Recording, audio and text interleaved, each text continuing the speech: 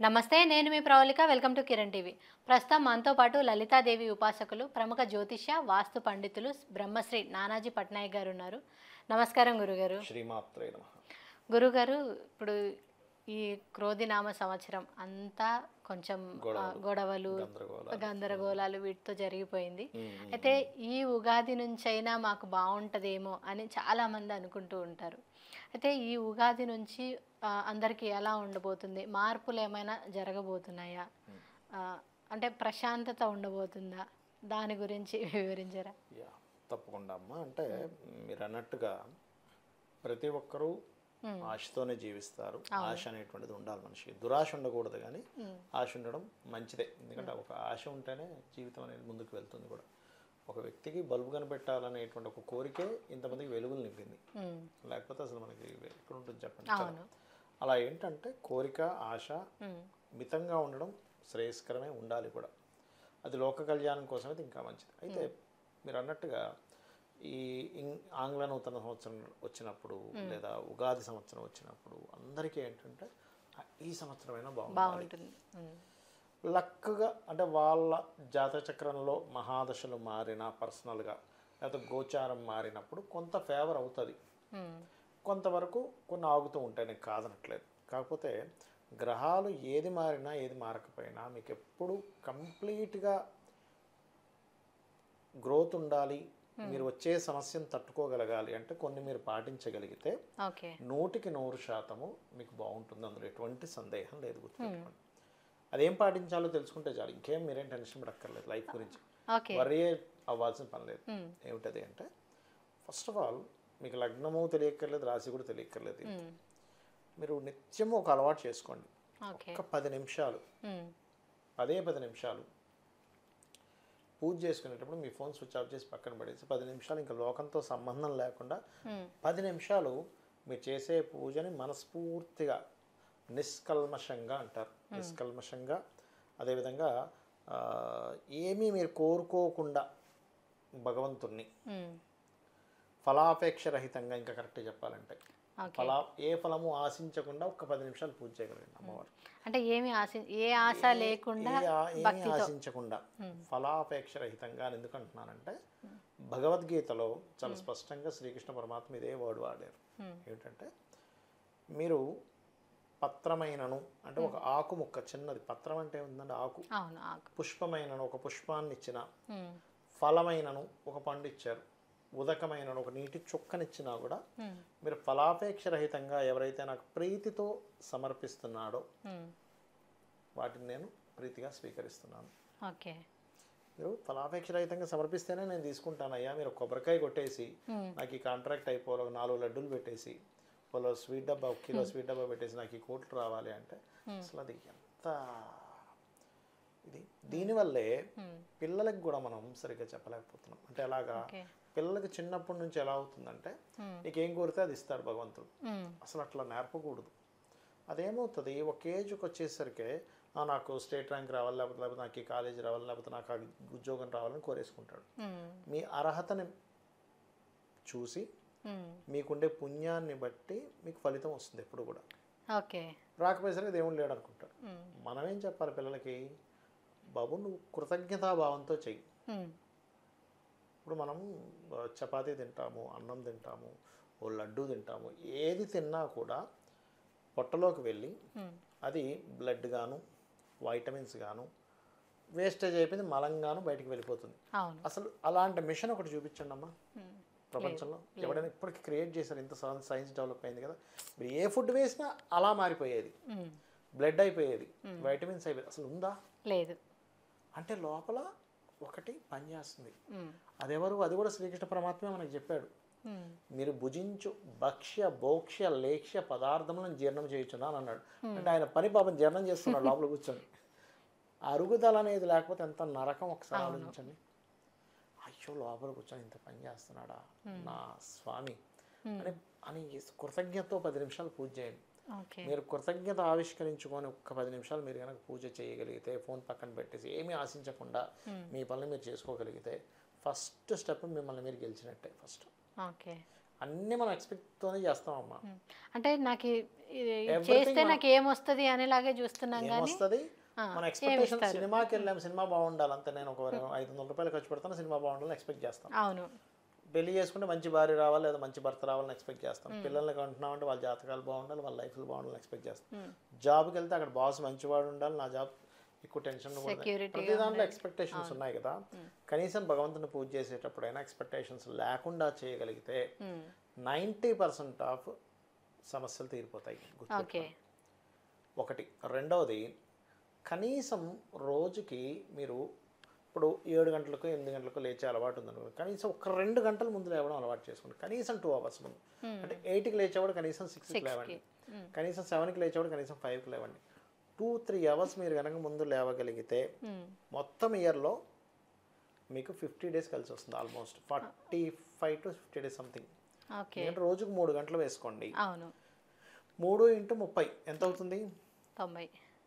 90 గంటలు అంటే ఆల్మోస్ట్ నెలకి ఒక 4 రోజులు వచ్చేసినట్టే మీకు. 24 గంటలు కదా మా రోజు.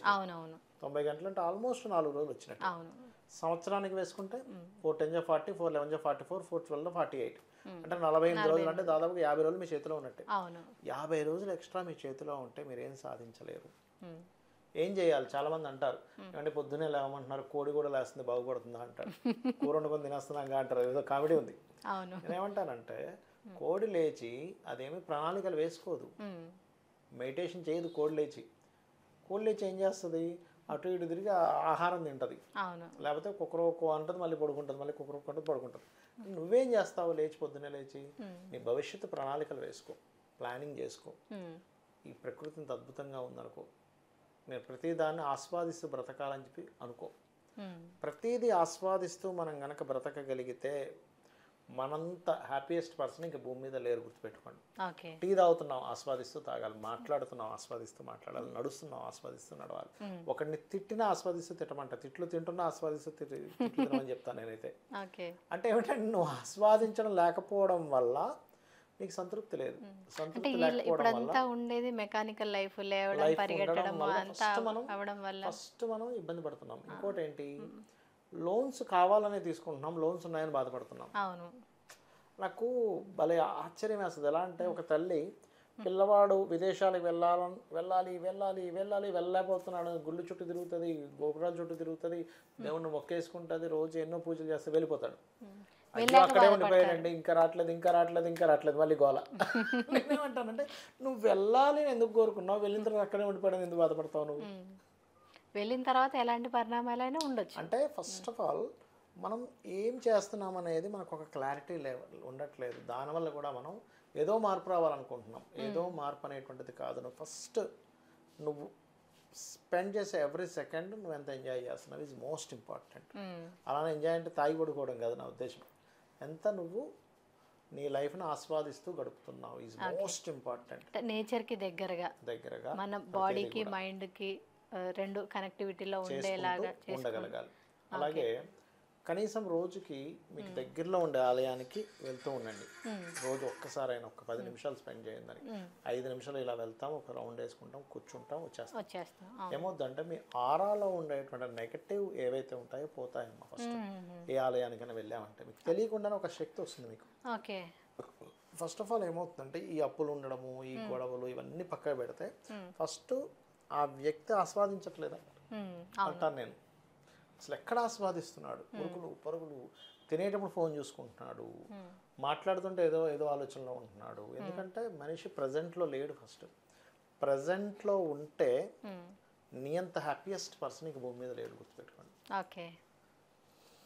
అట్లా ఏంటంటే ఒక టెంపుల్కి వెళ్ళడం, కనీసం వారానికి ఒక్కసారైనా సరే ఏ గోశాలకు వెళ్ళి గోవులకి చేయడం, ఏదైనా నీకు పక్షులు అవి ఉంటాయి వాటికి ఏదైనా వేయడం, ఇవన్నీ ఏమవుతుందంటే ప్రకృతికి దగ్గరగా. ఇందాక మీరు మాట అన్నారు సార్, తెలియకుండానే మనం ప్రకృతి దగ్గర అవుతూ ఉంటాం.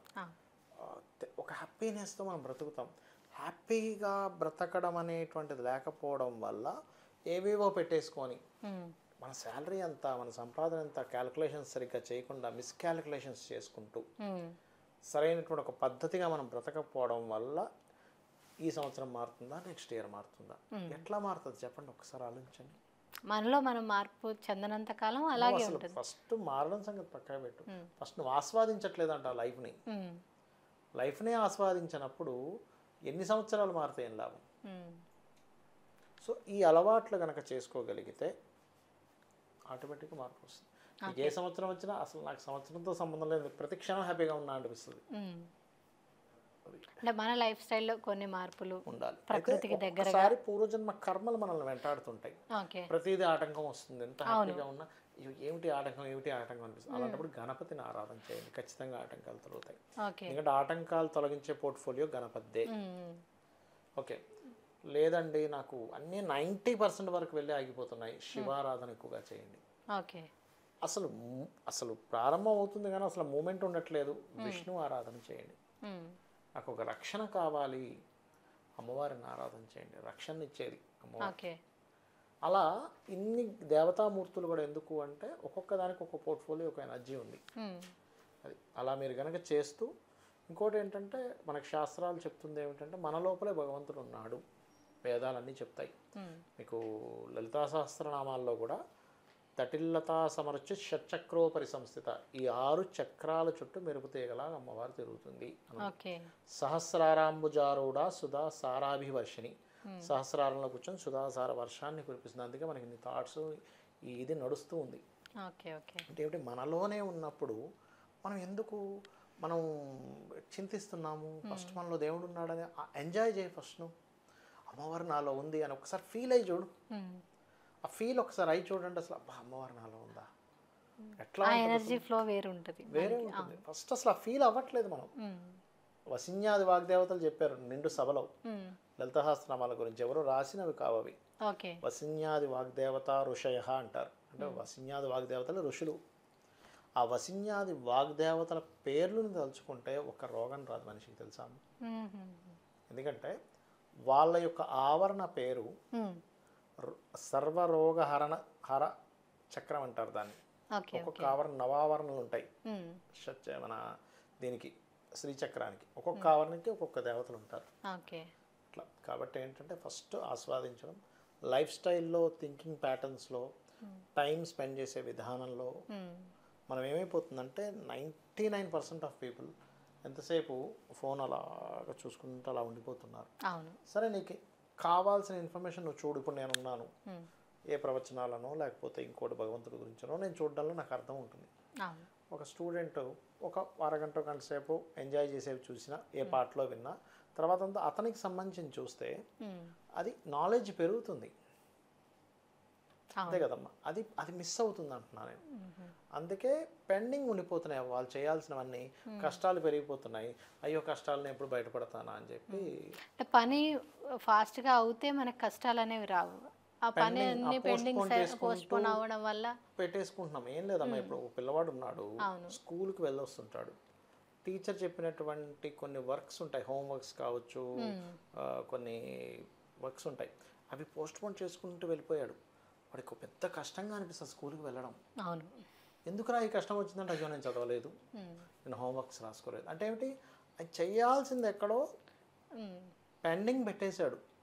అట్లాగే మన లైఫ్లో కూడా మనం చేయాల్సిన పెండింగ్ పెడుతున్నాం చాలా విషయాలు. ఉమ్, అందుకే మనకు కష్టాలు వస్తున్నాయి, పూర్వజన్మ కర్మ వల్ల వస్తున్నాయి. బట్ ఈ లైఫ్లో చేసే కూడా సరిగ్గా చేయట్లేదు. అది ఓకే. ఓకే. అంటే ప్రతి సంవత్సరం మనిషికైతే ఆశ ఉంటుంది, అంటే ఈ ఉగాది తర్వాత నాకు బాగుంటుందేమో అని చెప్పేసి అనుకుంటూ ఉంటారు. అయితే మారాల్సింది సంవత్సరాలు కాదు, మనం. మనం అవును. సో దాని గురించి మాకు క్లియర్గా ఎక్స్ప్లెయిన్ చేశారు. ధన్యవాదాలు గురుగారు. శ్రీమాత్రే నమః. చూసారు కదా, మీరు జ్యోతిష్య వాస్తుపరంగా గురువుగారిని సంప్రదించాలి అనుకుంటే స్క్రీన్ పైన ఉన్న నంబర్స్కి కాంటాక్ట్ అవ్వండి. ఈ వీడియో ఎలా అనిపించింది అనేది కామెంట్ ద్వారా తెలియజేయండి. మరిన్ని ఇలాంటి వీడియోస్ కోసం మా ఛానల్ని సబ్స్క్రైబ్ చేసుకోండి. Thank you.